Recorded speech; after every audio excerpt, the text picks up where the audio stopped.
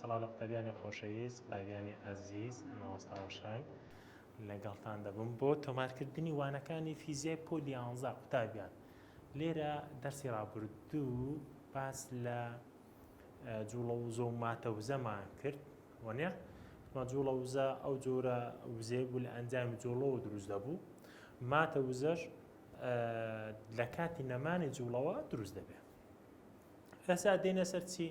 دێنە سەر پەیوەندی ئیش و جوڵەوزە. با بزانین پەیوەندی ئیش و جوڵەوزە چییە؟ یعنی چی علاقەیان بەیەکەوە هەیە. باشە؟ لەو دەرسەدا باس لەوە دەکەین و پاشان قسەی حسابی لەسەر شکار دەکەین. دەڵ هەر کاتێک هێزێکی کاری کردە سەر تەنێک و جوڵاندی ئەوە ئەم هێزە گۆڕانێک لە خێرای ئەو تەنە پەیدا دەکات. لە خێرای سەرەتا و خێرای کۆتایی بێگومان وایە و تەنێک هێزێک کاری تێ بکە گۆڕان لە خێرایشدا دروست دەبێت. لە ئەنجام تەنەکە لا دانێک دڵتا ئێکس دەبڕێتەوە. ئەمەش وا دەکا ئیشێکی کردووە لەسەر چی؟ لەسەر تەنەکە. واتە ئەو جوڵەیە ئیشێک دەکا لەسەر تەنەکە. وە چونکە ئەو ئیشە گۆڕانی کردووە لە خێرای تەنەکەدا، بۆیە دەڵێن گۆڕانی کاریشی کردووە لە چی؟ لە جوڵەوزە، چونکە خێرایەکە گۆڕاوە کە خێرای گۆڕا جوڵەوزەش دەگۆڕێ. هەر بۆیە ئیشی گشتی بەڕێکراو لەسەر تەنێک یەکسان دەبێت بەو گۆڕانکاری لە جوڵەوزەی تەنەکە. زانین بەسمان چی بابەجان؟ کەواتە ئەمە دەڵێن دەتوانین ئیش لە جوڵەوزەی لەهۆی ئیشەوە جوڵەوزەش دروستکەین. ئەتەناڵێ هەتا ئیشێ نەکەی ناجوڵێ ئەوەیە دەڵێ پەیوەندینیان ئیش و جوڵەوزە ئەوەیە کاچی من دەڵێ ئیشی گشتی بەڕێکراوە لەسەر تەنێکی دیاریکراوی یەکسانە بە گۆڕان لە چی؟ لە جوڵەوزەی ئەو تەنە. با بین زیاتریشی بکەینەوە ئەو یاسامان هەیە بابە کاکە برالە تەماشاکە دەڵێن ئیشی گشتی دەکاتە گۆڕان لە جوڵەوزە وش لە بیرمان نەچێ ئەمە وتمان جوڵەوزە دیکردە چی؟ دەکردە 1/2 MV توان 2 وێنێ بابە؟ جا لێرەدا ئەمە دەڵێن کە دەڵێن گۆڕان لە جوڵەوزاتە جوڵەوزەی کۆتا کەم جوڵەوزەی چی بابە؟ جوڵەوزەی سەرەتا. جوڵەوزەی کۆتا دەڵێن 1/2 MV فاینال توان 2 کەم جوڵەوزەی سەرەتاش 1/2 MV ئینشەڵ توان 2. جا تەماشاکە لێرە. لێرە هاوبەشەکان ئەوانەی کە لێک دەچن یانە 1/2 M 1/2 M هاوبەش وەرگرا ئەوەی دەمێنێتەوە V فاینال توان 2 کەم V ئینشەڵ توان 2 ئەوە دەبێتە چی بابە؟ دەبێتە یاسا پەیوەندی نێوان ئیش و گۆڕان لە چی؟ جوڵەوزە. جا لێرە KEI واتە جوڵەوزەی سەرەتا، KEA واتە جوڵەوزەی کۆتا، دڵتاکەی واتە گۆڕان لە چی؟ لە جوڵەوزە. تێبینیمان هەیە ئەو ئیشە کە هێزیشی نەگۆڕ لەسەر تەنێک بەڕێ دەکە یەکسانە بە بەرئەنجام لێکدانی بارستایی تەنەکە و تاودانی چی؟ تەنەکە و چی؟ و لادانەکەی. خێرای تەنەکە زیاد دەکا گەر ئیشی گشتی چی بێت؟ پۆزیتیڤ بێت. چونکە جوڵەوزە کۆتایی زیاتر دەبێت لە جوڵەوزەی چی؟ سەرەتاوە ئاگادار و بە هەڵبژاردن بۆ دێتەوە باڵە. باشە؟ خێرای تەنەکە کەم دەکات، خێرای کەم دەکات گەر ئیشەکە چی بێت؟ نێگەتیڤ بێت. چونکە جوڵەوزەی کۆتاییەکەی کەمترە لە جوڵەوزەی چی؟ سەرەتایەکەی ئەوە. باشە؟ ئەوە لە زمنی جوڵا و ئیشەوە ئەو شتە دروست دەبێت. ئێستا دێنە سەر چی بابە؟ دێنە سەر پرسیاری حسابی. بابێنە سەر پرسیاری حسابی یەکەم دێنە سەر نمونەی 4 جیم پەیوەندینیان ئیش و جوڵەوزە.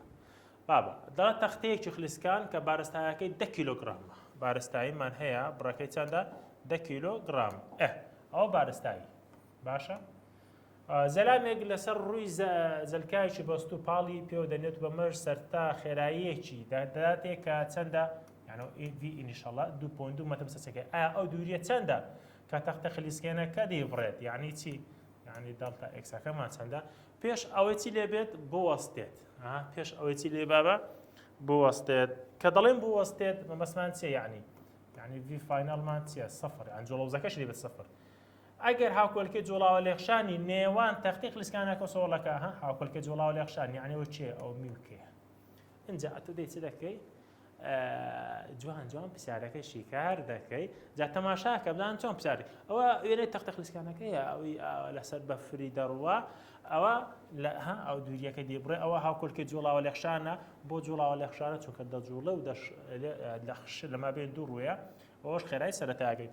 دراوەکان دەتوانین بەو شێوەیە ڕێکیان لە نمونەی 4 جیم قوتابیان پەیوەندی ئیش و جوڵەوزە لەسەر ئەو پرسیارەشی دەکەینەوە. با بزانین پەیوەندی ئیش و جوڵەوزە چۆن چۆنی بێکۆ دەبەستینەوە. تاشاک دەڵێ تەختەیەکی خلیسکان بارستاییەکەی چەند بوو؟ بارستاییەکەی 10 کیلۆگرام بوو، ئەوە بارستایی. و زەلامێکیش لەسەر ڕووی زلکاوەکە بەستو پاڵی پێوەدەنێت، یان چۆن زەلامێکمان هەیە ئەلێرەکانە ئەو کوێخا پاڵ بۆ تەختە خلیسکەوە دەنێت. بەمەش سەرەتا خێراییەکی دەکات چەند 2.4 مەتر بەسەر سەکەند. ئێرە سەرەتا خێراییەکەی 2.2 مەتر بەسەر چی سەکەند. ئایا ئەو دووریە تەختە خلیسکێنەکە دەیبڕێت پێش ئەوەی بوەستێت چەندە؟ کە دەڵێ پێش ئەوەی بوەستە یعنی ڤی فاینەڵمان چێ بابە؟ ڤی فاینەڵمان سەفرە. ئەگەر هاوکۆڵکێ جوڵاوە لێخشان، هاوکۆڵکێ جوڵاوە لێخشانش مەقسەدمان ئەوە چێیە؟ میوکێ. ئێستا ئەمە دراوەکان ئەگەر بین تەماشا بکەین بابە، دراوەکان ئێمە ثێتا 180ە ڤی ئای 2.2 ڤی فاینەڵ سەفرە میوکەشمە ئۆپۆنیەکە داوای دی دەکەم. باشە من ئەو دیە چۆن دۆزمەوە؟ ئەو دیەی چۆن دۆزمەوە؟ تەمان ئەمە پێشتر یاسامان خوێندوە، ها دەمانگوت ئیش دەکاتی دەکاتە FD کۆساینی سێتە. ئەگە ئەو دیە بدۆزینەوە ناڵین دەکاتە ئۆمێگا دابەشی F کۆساینی سێتە ئێستا لێرەدا ئەمە پێویستم بە هەم بە ئۆمێگایە هەم بە F ئەوە هەم بە Fەکەشە، چونکە ئەو Fی بەرئەنجامە، ئەو F دەبێتە Fی چی بەرئەنجام. دێن دەیاندۆزینەوە بزانین چۆن چۆنی ئیشی لەسەر دەکەین. یەکەم جار بابین ئیشەکەی بدۆزینەوە. باشە دەڵێن ئیش ئەمە یاسامان خەوتمان ئیش دەکاتە گۆڕان لە جوڵەوزە، وایە ئەو گۆڕان لە جوڵەوزە، جوڵەوزەی کۆتاکەم جوڵەوزەی سەرەتا لەبەر ئەوەی خێرایی کۆتاییمان سەفرە، ئەها بخۆی دەپسیارەکە دەڵێ پێش بۆست، یعنی ئەوە جوڵەوزەی کۆتایی بێت چی دەبێتە سەفر، یعنی ئەوە ڕۆیشت. باشە چ دەمێنێتەوە لێرە سالب 1/2 ئێمەکەمان چەندە بابە؟ بارستایەکەمان هەیە 10 کیلۆگرامە، دەیەکەی دەنووسی. ڤیەکە چەندە؟ ڤیەکەشمان 2.2 توانی 2 جوڵ ئەوە ئیشەکە دەکاتە سالب 24.2 جوڵ. ئەوە ئیشمان دیتەوە، ئەو ئیشمان دیتەوە. دێنە سەر چێ؟ ئەو جار دێنە سەر ئێفەکە بابزین هێزی بەرئەنجام چۆن دۆزینەوە، چونکە مە لێرەکانێکە یاسای ئیش بنووسین، ئاو یاسای ئیش دیەکەی لێ دۆزین ئێفی بەرئەنجامیت ئێفی تێدا دەکاتە ئێفی بەرئەنجام.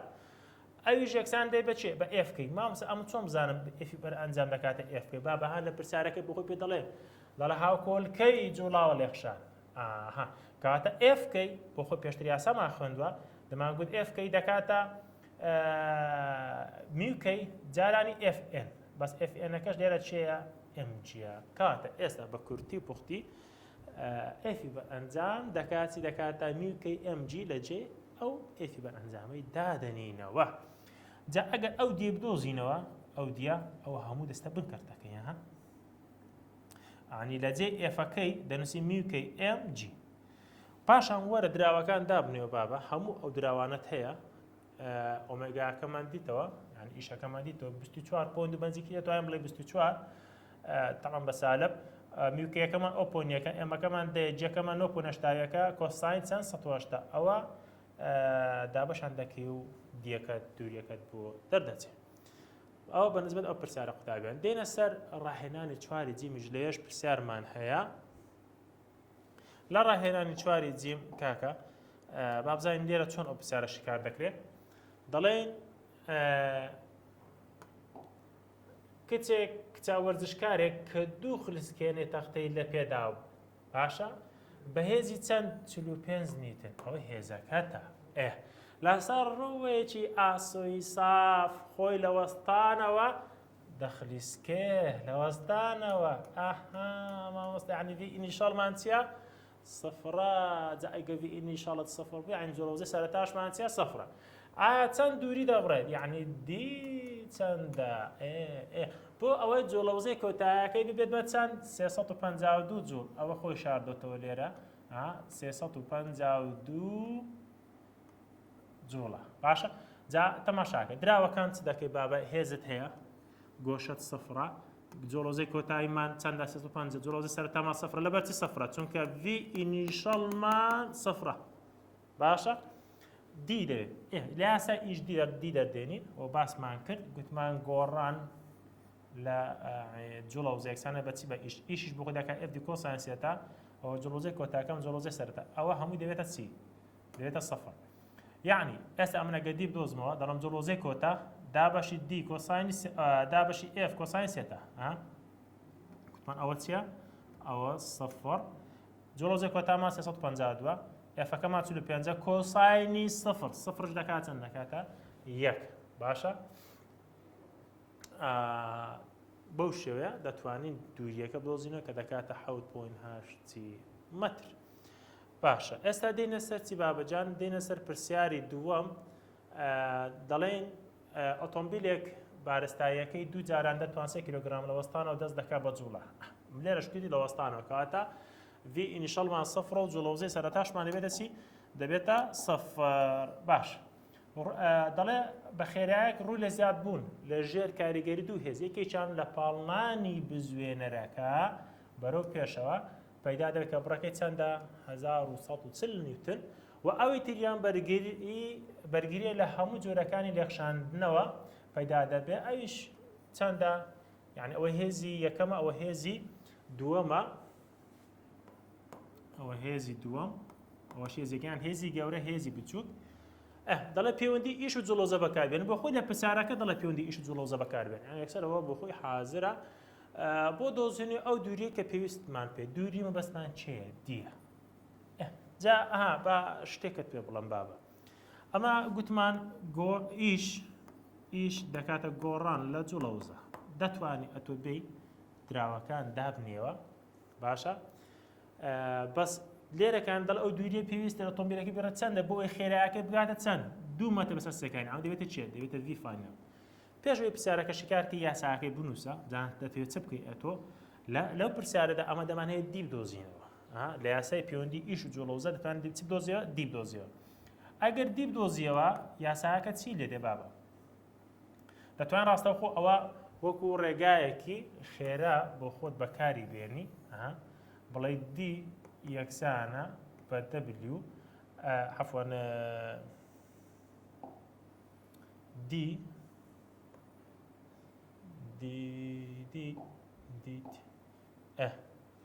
دی یەکسانە بە چی بابە گۆڕان لە جوڵەوزە باشە بەسەر چی بەسەر ئف کۆسانی سێتە ئەوە دەتوانم بەکاری بێنم باشە اینجا ئەتۆ دەی دایاندۆزینەوە یەکەم جار ئەمە دەڵێن دەڵتاکەی ئی دەکەی کە جوڵەوزەی کۆتاکەم جوڵەوزەی سەرەتا جوڵەوزەی سەرەتامان ئەوە گوتمان هەر هەمووی سەفرە باشە بە جوڵەوزەی کۆتە لەبەرەوەی خێراییمان هەیە دەڵێن 1 بەسەر 2 بارستایەک ئەوە بارستایەکەمان چەندە دوو جاران چەندە دەتوان 3 کیلۆگرامە ئەوتە لەسەر دایەتی ئەو بارستایەکەیە باشە جارانی خێرایەتی ئەوەی ڤی فاینەڵەکە بوو ڤی فاینەڵ توانێ دوو ئەو جوڵەوزەی کۆتایی پێ دەدۆزینەوە ئەوە گۆڕان لە جوڵەوزەیە گۆڕان لە جوڵەوزە بۆی جوڵەوزەی کۆتاییەکە پێ دەدۆزینە دەکات چەند دەکاتە 4000 جوڵ ئەوە گۆڕان لە جوڵەوزە یعنی ئەومان چارەسەر کرد باشە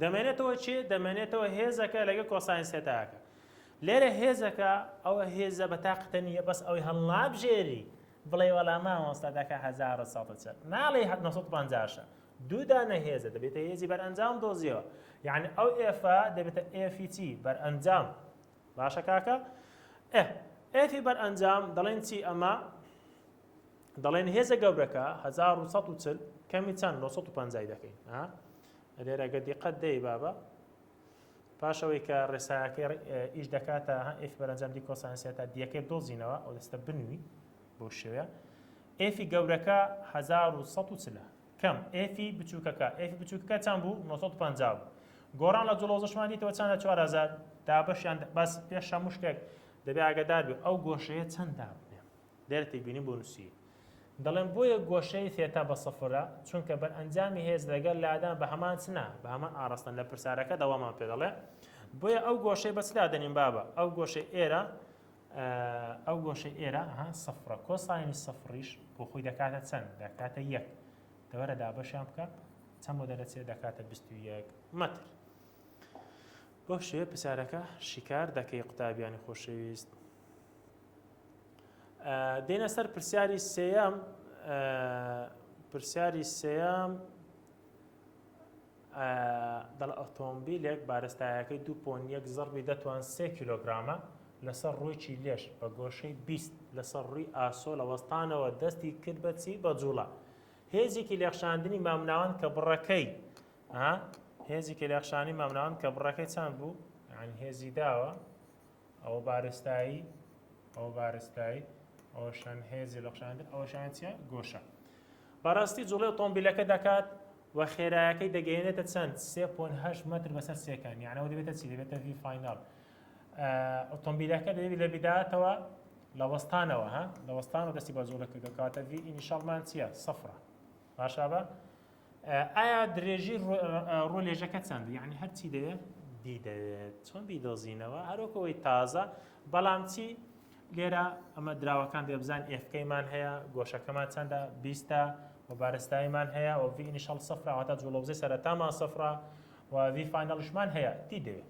وەکو ئەوەی تازە جوڵەوزەکەی دەدۆزینەوە ئەوە هەمووی دەڵێن دەکات چی سەفر KEF دەکات 1 بەسەر 2 MV توان 2 بەس بە فاینەڵ باشە 1 بەسەر 2 بارستایەکەمان هەیە و خێرایی کۆتاییمان چەندە 3.8 توانی چەند 2 ئەو سەفرە لەکوێ هات نەمانگوت جوڵەوزەی سەرەتا دەبێتە سەفر کاتە بەس ئەو دەمێنێتەوە دەکات چەند دەکاتە 15,162 جوڵ باشە ئەوە چێ ئەوە گۆڕان لە جوڵەوزە اینجا ئەمە دێن دیەکەی پێدەدۆزینەوە بە پەیوەندینیان ئیش و جوڵەوزە ئیشەکە دەکاتە ئێفی بەرئەنجام دی کۆساینسێتە ئەوەشان گۆڕان لە جوڵەوزە ئەومان دیتەوە ئەمە ئەس ئەو دێ بدۆزینەوە ئەوەی لەگەڵ دێستە بن کردەکەی وانە بەو شێوەیە ئەوەی لەگەڵ دیە مەسەن ئێفی بەرئەنجام و کۆساینسی تاکەستە بن کردەکەی تان شاکە بابە بە ئەلێرە خوتوێکت بۆ زیاد بکەم بۆی بزانی ئەلێرە بزان ئەوە چۆن هاتووە دەڵێن دی دەکاتی دەکاتە گۆڕان لە جوڵەوزە بەسەر چی ئێفی بەرئەنجام باشە کۆساینی سێتە بەس تەماشاکە بابە یەک شتەیە ئاگادار بە ئەو ئێفی بەرئەنجامە ئەوە دەکاتە چی ئەوە دەکاتە چی دەکاتە دوو دانت ئەمە بارستاییمان هەیە ئەو بارستایە FG شیتەڵ دەیە بۆ دوو پێکەنەر FG کۆساین سێتە لەگەڵ FG چی ساین سێتە ئێستا ئەو هێزە ئەوەیان بۆ خوارێ وانە ئەوەشان بۆ کوێیە ئارستەکەی بۆ کوێ بۆ سەرێک کاتە ئەو دووە چیانێ دەکەین دیکان دەبێکن بەس جیهان گەورەترە FG ساین سێتاکە بۆیە لێر دەنووسین FG ساینی سێتا کەمی چێ کەمی FK ئاگادارە بەعکسەوە بیکە غەڵەتە مامۆستا بۆ ئەوەیە بۆ دەڵم FG ساین سێتا کەم FK کاکە گیان ئۆتۆمبیلەکە ئارەسە بەرەو خوارێنە کەواتە FG ساین سێتاکە FG ساین سێتاکە زاڵترە بەسەر چێ بەسەر FK-یەکە بۆیە ئەوی کەمی FK-یەکە دەکەین ئەجاوەرە ئەمە بۆ خۆشی FG لە بیرمان نەچێ FG دیکردە چی بابە دەکاتە MG MG ساین سێتا کەم FK کۆساینسی سێتا جوڵەوزەکەمان هەیە گۆڕانە جوڵەوزەکە دیتمانەوە بارستایەکە 2.1 جاران دەتوانسێ و جیەکەمان 9.8 و گۆشەکە ساینی چەند وەردەگرین بابە ساینی چەندمان هەیە 20 بۆ خۆی پێگوتووی کەم کەوانە ئەوەکەمان چەندە عەفوان کەم FK-یەکەمان چەندە 4 جارانی دەتوانسێ و کۆساینێرە چدادنین سەفر باشە ئەو گۆشەی کۆساینەکەی بەستادنین بە سەفر یعنی ئەو سێتایی ئێرە بەستادنین بە سەفر دادنین دابەشیان بکە ئەنجامەکەت بۆ دەرچێکە دیەکە دەکات چەند دەکاتە 5 متر بۆ گۆشەمان سەفۆدانە چونکە بە هەمان ئاڕاستانە باشە بابە بە هەمان ئاڕاستان